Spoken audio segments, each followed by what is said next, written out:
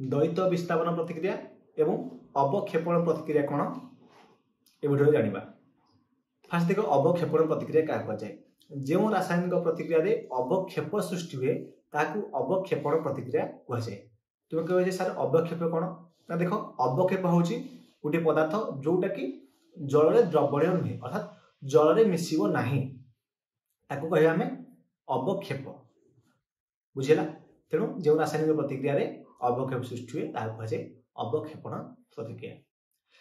ताहले द्वैत विस्थापन प्रतिक्रिया कौन कहुए विस्थापन प्रतिक्रिया तुम जानी द्वैत विस्थापन कौन जो रासायनिक प्रतिक्रिया रे प्रतिकारकर दुईटी आयन मध्य विनिमय होता है ताकू द्वैत विस्थापन प्रतिक्रिया कहुए।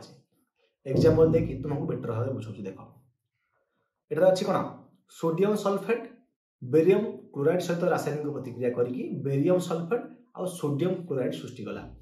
तमें एठारे जो रहा सोडियम सल्फेट अर्थात Na2SO4 प्लस BaCl2 ताले एपटू कौन हम रासायनिक प्रतिक्रिया हम ए Ba सहित SO4 लगे तमें बेरियम सल्फेट होगा ताले Ba सहित जेहेतु SO4 लगिगला ताले रहिला किए ना Na2 रहिला और Cl2 बाकी रहिला तेणु एपटे NaCl सृष्टि होगा सोडियम क्लोराइड सृष्टि होगा।